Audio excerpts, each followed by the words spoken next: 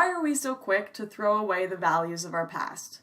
I've said this before on Twitter that I find it very sad we spend most of our time in universities deconstructing and destroying tradition and culture instead of creating any. This is the problem with postmodernism and deconstruction of older values. We've deconstructed religion, race, gender roles, tradition, the nuclear family, and much more. What have we left ourselves with? A generation of lost and confused individuals with no identity. As Brendan O'Neill has stated, nothing speaks more profoundly to the crisis of character than the phrase, "I identify as." I am a builder, I am a mother, I am a Jew. There was a confidence, a certainty to their sense of identity, and to their declaration of it. O'Neill's words ring true when looking at the millennial crisis of character. It's tough to know who you are when all the guidelines have been doused in oil and burned, even for things previously seen as innate, such as gender. To be fair, no one wants to be held down by societal constraints. No one wants to be forced to have a certain religion, 2.5 kids, a white picket fence, and a dog named Spot. Not that there's anything wrong with that, it's just not a life that's going to suit everyone.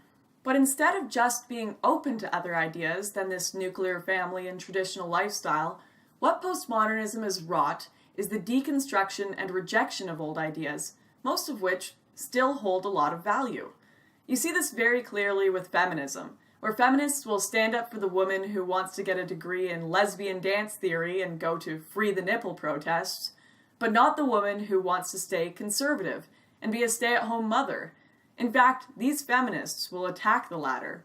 As of late, academics and the education system have rejected the idea of the nuclear family, despite it truly being one of the backbones of our society.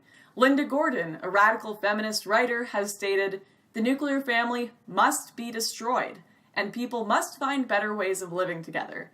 Families have supported oppression by separating people into small, isolated units, unable to join together to fight for common interests. Out of all the traditional values being attacked, the nuclear family is probably the most important and vital of them, and will have the most devastating effect when destroyed. The war on men and boys has contributed to this greatly. Our mocking of the father figure, the idea that somehow young boys don't need a father around, despite the fact that there is a large amount of evidence showing that children raised by single mothers are more likely to fare worse in education, social and emotional development, and health and success.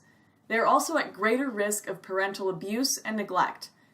The rise of third-wave feminism, where women are encouraged to be sexually promiscuous, grow out their armpits, stay out of healthy relationships, and disregard their appearance, has not caused for an increase in women's happiness. Instead, it has caused for a drastic decrease. We may have this notion that the generations before us were unenlightened for acting more conservative, humble, hardworking, and patriotic than us. But after we deconstructed that, what did we replace it with? Narcissism, censorship, selfishness, and entitlement? We've become a generation of lost, confused, and angry people.